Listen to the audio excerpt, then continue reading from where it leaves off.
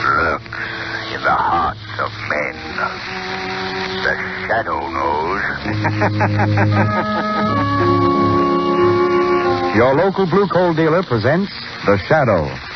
These half-hour dramatizations are designed to forcibly demonstrate to old and young alike that crime does not pay.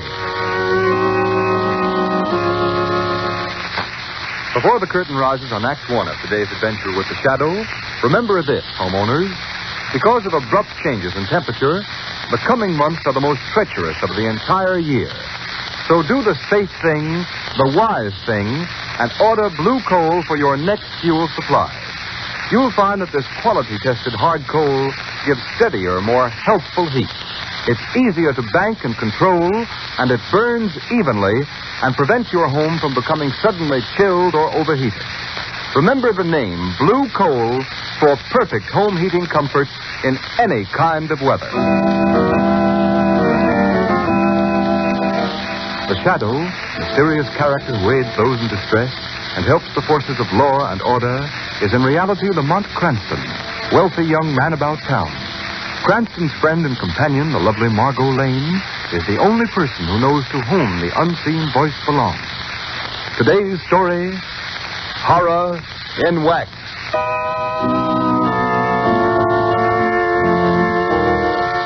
Lieutenant Carter, I want you to check that new list of stolen cars with a 4 o'clock detail before the men go on duty. All right. You, Benson, take a squad of 20 men and help Cardona with the detail that's guarding the mayor at that rally tonight. Okay. And you, Brophy, you better... just a minute. Hello? Commissioner Weston speaking. What's that? When did this happen? All right. Give me the address. Yeah. 22 Prince Street. I got that. Yeah. I'll send a man out right away. Brophy. Yes, Commissioner Weston. This is a job for you. Rest of your men can go now. Get out on the job and keep awake. Here you are, Brophy. Take this address. It's a rooming house out on the south side. Woman's been found dead in one of the rooms. Ah, now the poor thing. Murdered by some blackguard, I suppose. Never mind shedding any tears about it. Get out there and find out what happened.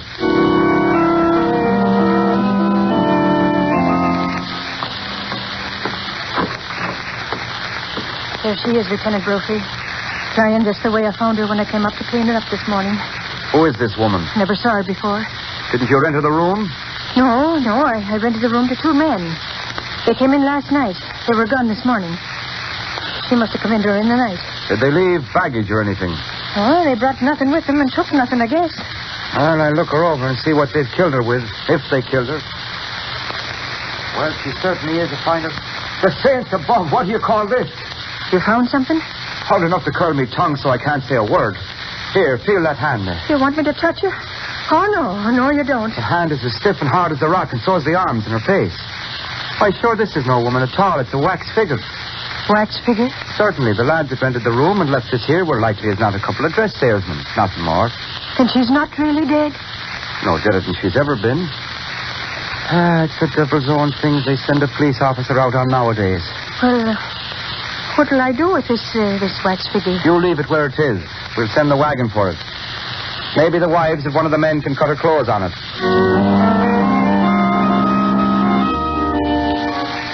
But, Commissioner Weston, it's the truth I'm telling you. It was nothing more than a wax figure as hard as rock. A fine thing to leave behind in a furnished room. Well, you better send the wagon out there. Hello? Commissioner Weston. Yes, who's this? This is the Shadow, Commissioner. Yes, well, what do you want now? We've had peace and quiet around here lately. Say, just a minute. Hold the wire a second. Listen to that Shadow fellow, Brophy. I'm going to have some fun with him, listen. Shadow, we just got a case that has us all baffled. Would you like to help us? Of course, Commissioner. You know I'm always willing to lend whatever assistance I can. Oh, fine. Well, here's the dope. A woman's been found dead at 22 Prince Street, out on the south side. We don't know who she is or how she died or a thing about her. I'll put the case into your hands if you want to tackle it. Well, I'd be glad to, Commissioner. I'll go out there right away and investigate. That's fine. But, Shadow, you've got to make me one promise. Yes, Commissioner. What is it? Well, the medical examiner hasn't cleared the case yet. So I'd appreciate it if you wouldn't touch the body or disturb it in any way. All right, Commissioner. I hardly think it'll be necessary. Well, good luck then, Shadow. I'll see you later. Oh, no, Commissioner. You'll hear me later. How's that? Oh, Yeah. Okay. I'll hear you later. Opie, he fell for it. Yeah? Fell for it. Hook, line, and sinker. I'd give me eye teeth to be there when he examines that dead body. This is funny, Brophy. We've got the Shadow, the great crime expert, investigating the death of a wax figure.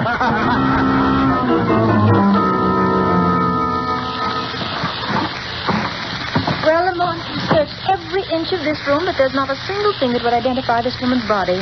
No, Margot. I didn't expect there would be. Perhaps I'd better search the clothing. No, Margot. Don't touch the body. Commissioner Weston specifically asked me not to. But there might be a tag on the clothing or something. Hardly. The men who left this body here planned it too well to leave any telltale markings. You'll notice that even the manufacturer's name has been scraped off the soles of the shoes. The features have a strange wax-like appearance. Yes.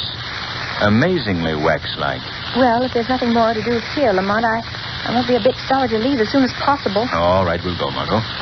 Commissioner Weston is probably waiting for the Shadow's report on the case, and we don't want to meet any of his men here. We mustn't disappoint the commissioner.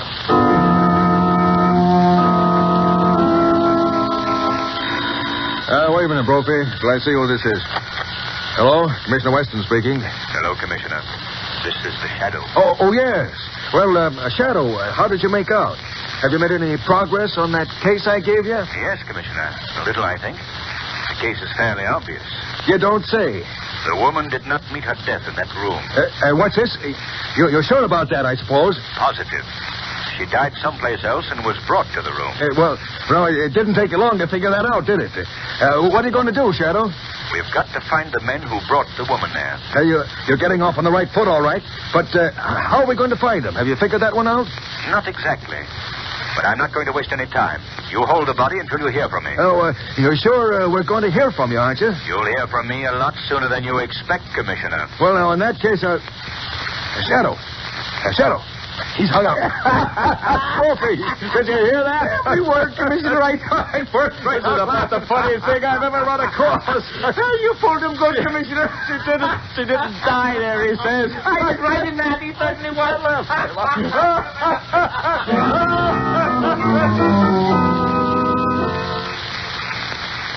You're regarded, Professor Whitehead, as an outstanding authority in these matters, and I want you to know that I trust your judgment implicitly.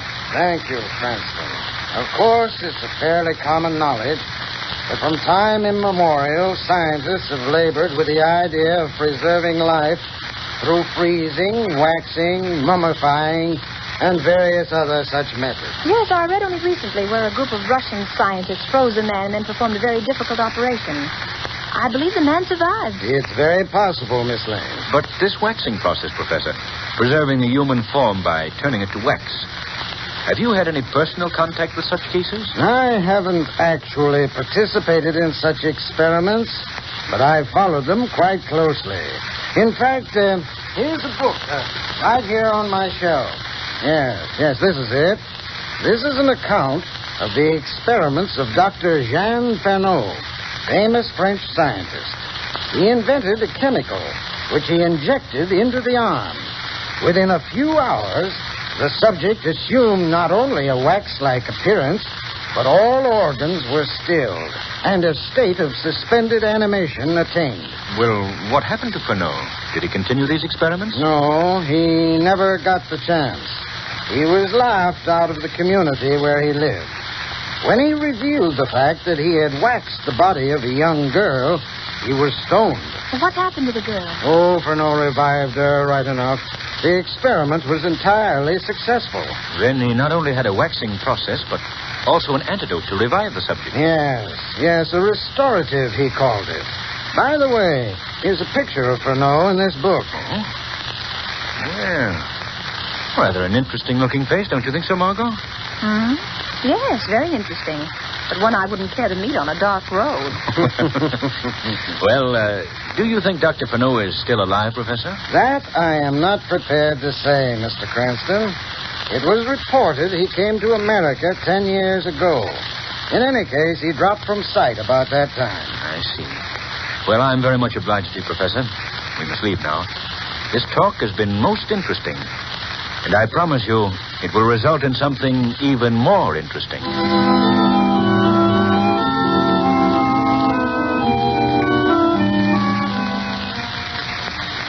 you nearly finished, Lamont? Yes, Margot. Quite finished. We've checked every wax figure dealer in this entire territory. The business connections of all of them are easily accounted for. That is, all but one. This Cosmos Wax Figure Company. I can't find a single firm that does business with them. Perhaps there's something in that. I don't know, Margot, but I think that... Oh, that's probably my friend Vic Marquette, the Internal Revenue Department. Hello? Oh, is that you, Cranston? Oh, yes, Vic. Have you found anything? Well, that Cosmos company you inquired about. Yes? Yeah, there's a ship due at quarantine in a few hours with a large consignment of wax figures for them. You say the ship is due in a few hours? Yeah? Vic, I want you to do me a favor. All right. I want you to assign Miss Lane and myself to the custom detail that goes on board that ship, the Quarantine. Oh, I don't know what you got up your sleeve, Cranston. It's not exactly official. Oh, I guess it can be arranged. All right, we'll be right down. I'll explain matters to you then. What are we going to do now, Lamont? I'm only playing along on a hunch. But if it works out, Margot, I think we'll have a little surprise in store for our friend Commissioner Weston.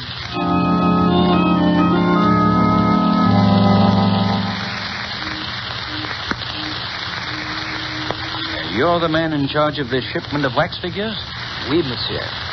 Do you always store them in staterooms? Wouldn't it be less expensive to ship them in the hold with other freight? Oh, but, monsieur, these figures are not freight.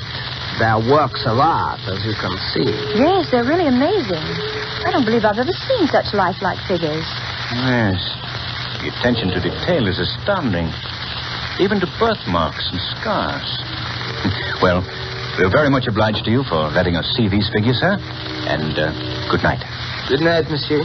Good night, madame. Good night. Don't say anything for a moment, Margot. Let's get down to the companionway. Here, Margot. Now tell me, did you notice anything unusual about those figures? I thought they were simply astounding reproductions of the human features. No, I don't mean that. Did you notice on the left arm of each, there was the tiniest puncture, such as might have been made by a hypodermic needle? No, Lamont, I hadn't noticed. What do you think it means? I don't know exactly, Margot. But we're following that shipment of wax figures to its destination.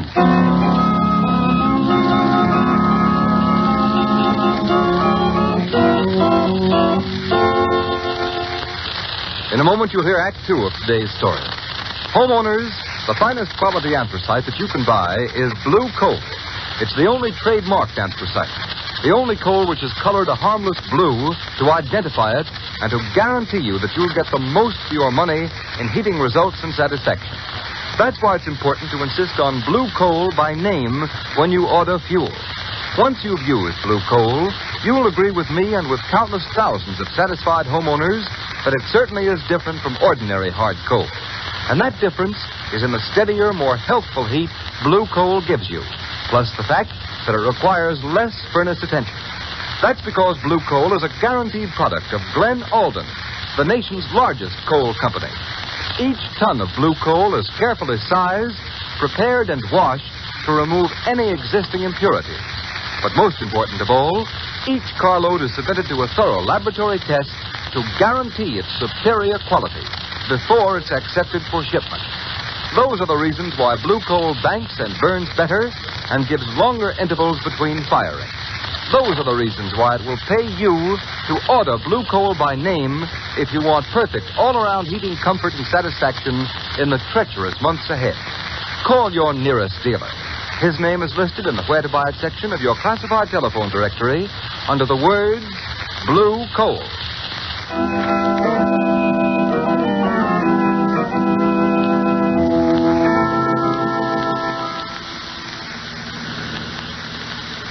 Stop the car right here, Margot. Sorry. That's the Cosmos building, just ahead there. Dingy-looking place, Lamont. Doesn't appear as though there's anybody inside. Yes, there is, though, Margot. Look down at the back there. You can just see a bar of light filtering through that shuttered window. Oh, yes. What do you suppose they could be doing in there at this hour of the night? They've already gotten the shipment of wax figures from that freighter. That's probably what occupies them now. Better turn off your headlights. All right. We'll sit here and wait a while. Look, Lamont. That side door is opening. Someone's coming out. Sit tight, Margot, and watch. It's a man. He's coming this way. Yes. Quiet. Margot, Look at this man. Look at his face. Why? Well, Lamont, this is amazing. It just can't be possible. Quite possible, Margot. That man who just walked past was one of the wax figures we saw in the freighter tonight. Why, it's like seeing someone step out of the grave. It may be little less than just that, Margot. Men stepping out of the grave. Lamont, you don't actually... I don't know what it is, Margot. I've only got a hunch. I'm going to see if I can't get a glance through that window back there. I'll come along, Lamont. No, you better stay here. I'd feel more comfortable with you. All right, Margot. If you feel better, come along. We'll have to be very careful, Margot. The rest of the building seems to be deserted. All but that one room. Yeah, they're all probably busy in the back. Let me take your hand, Margot. It's pretty steep here. Quiet now, Margot. This window may be open. They might hear us. I'll see if I can take a peek through this crack here. See anything? Margot. Look. Why, the room is fixed up like a laboratory. Yes. There's some more of the figures we saw on board ship. That man with his back to us. He's dressed like a doctor. Yes. I hope he turns around so we get a good look. Margot. Over there in the corner. Recognize that face? Why, yes. It's the man that was in the ship cabin. The one who took care of the wax figures. Right. There, Lamont, the other man's turned around. Look at him. Yes. Isn't that the man whose picture Professor Whitehead showed us? Yes, Margot. It's Dr. Furneaux. What do you suppose they're doing? I can't see. They're working at the other end of the room, mostly. Margot, you go back to the car. What are you going to do? Look around here and see if there isn't any way of getting into this place. There's a gang of men in there, Lamont. I've got to take the chance, Margot. Now go, Margot, quickly, quickly. This is a matter for the shadow. All right, Lamont, but do be careful. Even the shadow might be shot.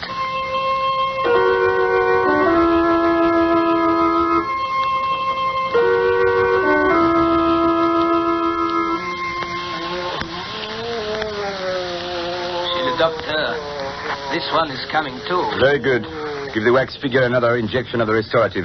Half quantity this time. Say, Doc, that guy's groaning like he was in awful pain. That is as it should be, Chip. The muscles and tissues are losing their rigidity. The process is often very painful. Gee, this sure is a great idea of yours, Doc. Imagine turning people to wax with a jab of a needle, and with a jab of a needle bringing them back again. Don't have quite so much to say, Chip. I wonder how people would react if they knew of your great accomplishment, Doctor. They would laugh. Laugh as they always do at things they don't understand. They laughed me out of the legitimate pursuit of my science. But now I have the satisfaction of accomplishment. Oh, where am I? Where am I? Say, that guy's coming too now, Doc. You're all right, my man. You've reached your destination. Then this is America? I am in the United States? Yeah. Put these clothes on. You must leave here at once. You will listen to my instructions, my good man, and be sure you follow them to the letter. Yes. In addition to the sum you have already paid us for smuggling you into this country, remember that our agreement is that you pay us 25% of your earnings for the next 5 years. After 5 years, you will return for another injection of the restorative. If you fail to come back for this injection, you will become wax again, and for all time. If you fail in your obligation to us, or if you ever reveal the means by which you were smuggled into the country, you will be denied the restorative. The effect, of course, will be the same. You understand? I understand. Dress then and go. Monsieur le Docteur, this one, he does not revive. I'm afraid he will not. You men on the boats are becoming very careless with the waxing fluid. We had a girl die on our last shipment. But I assure you, Doctor, I followed your instructions exactly. One injection, so much as is in this hypodermic, every 12 hours. You must have miscalculated the time. My solution cannot fail. Here, Chip, this body will have to be disposed of as you disposed of the girl a few days ago. Okay, Doc, it's as good as done. I want you to... What's that? What's the matter? You hearing something? I thought I heard footsteps outside. I'll take a walk around outside. No use taking chances. I will go with you. Okay. We'll take this guy out with us. Come on, you. Yes. I am dressed now. I go. Be right back, Doc.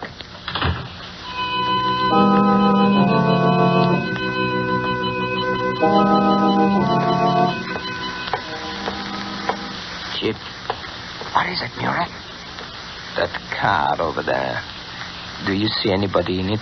Yeah. I think I see a face. It's strange that anyone would sit in a lonely place like this with the lights out. No? Yeah, it does look kind of fishy. Let's find out what it's all about. Come on, Murat.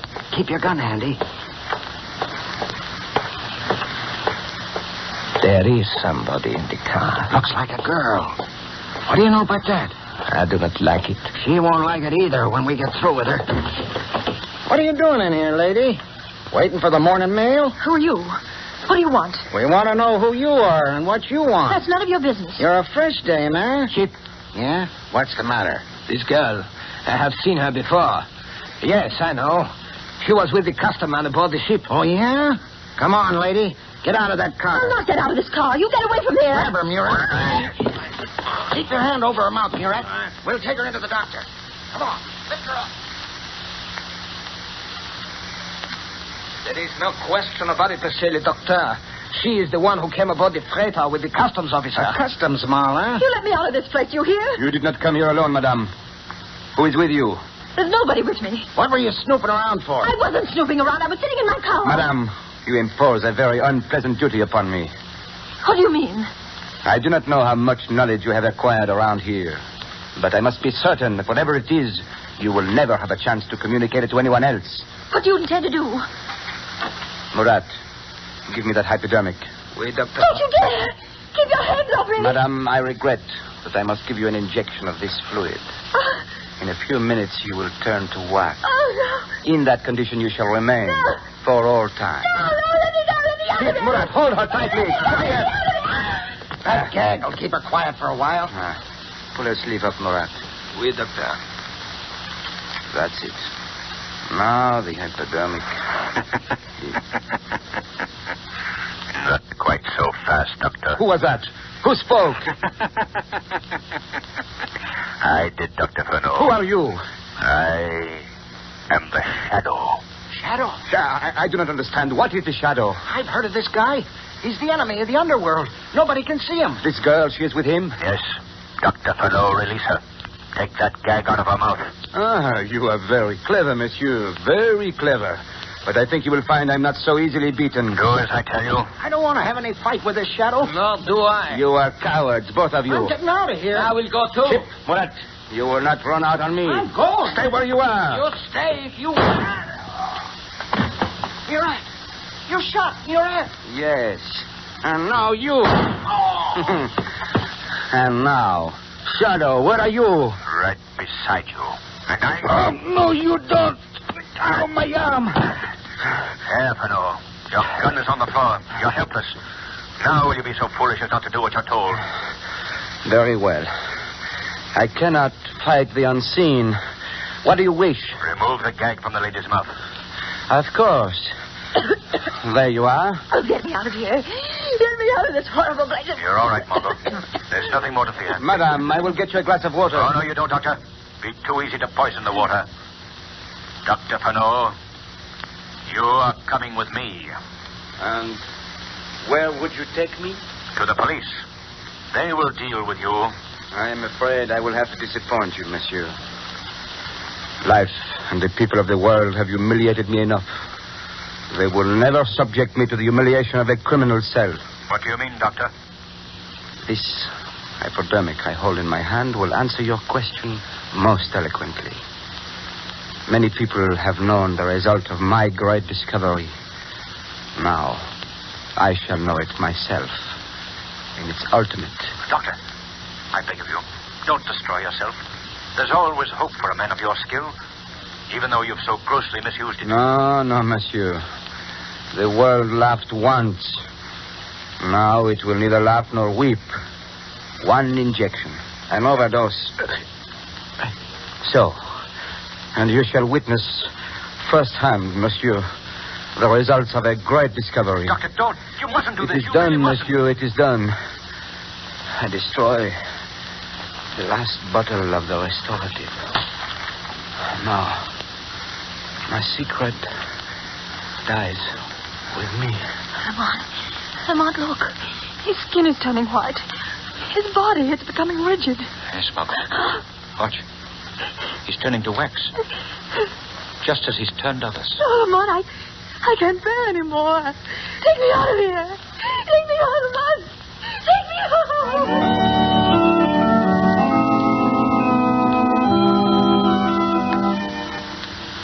You mustn't worry any more, Lamont. I'm quite all right now. Well, now, you've given me a couple of very anxious days, Margot, since our encounter with Dr. Fenot. Well, I'm sure I could never stand such an experience again. Now it appears as something I've dreamed. Lamont, what of those people Fenot smuggled into the country? They'll die in 5 years if they don't receive the injection. Why, Margot, that was simply a bluff. I've checked through Fenot's notes. He used this ruse simply to hold them to their promises. They're quite safe. I'm glad. It's strange. But I suppose, in a way, Commissioner Weston has the laugh on me after all. For my part, I don't feel there's much reason for laughing. As evil as Dr. Fenot was, and as badly as he misused his great talents, I can't help but feel that his discovery might have had potentialities for good beyond belief. Perhaps it will occur again in a mind worthy of great things.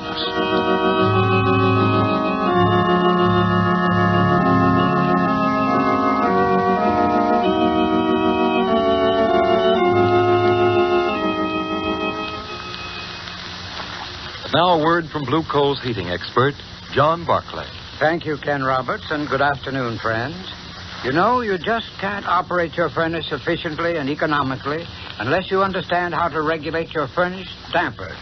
Every furnace should be equipped with 3 dampers. The ash pit damper, located at the base of the furnace, below the grate level. The turn damper, located in the smoke pipe behind the check damper and the boiler. And the check damper, located between the turn damper and the chimney. In milder weather, when you want a slow-burning, lasting fire, the check damper should be wide open, the ash pit damper closed. It is very important that your check damper be large enough to adequately check the fire. If it is not, it will certainly pay you to have an additional check damper installed by your plumber. If you're having trouble in regulating your furnace, your Blue Coal dealer will gladly send a John Barclay serviceman to give your heating plant a thorough inspection. There is no charge or obligation for this service. I thank you.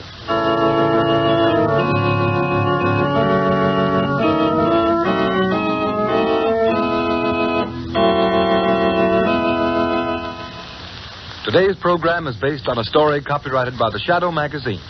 All the characters and all the places named are fictitious. Any similarity to persons living or dead is purely coincidental. The Shadow magazine is now on sale at your local newsstand.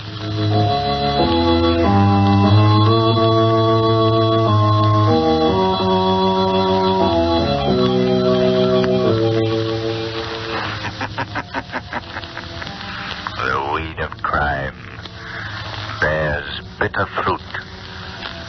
Crime does not pay. The Shadow knows. Next week, same time, same station, Blue Coal, America's finest anthracite, will again present another thrilling adventure of the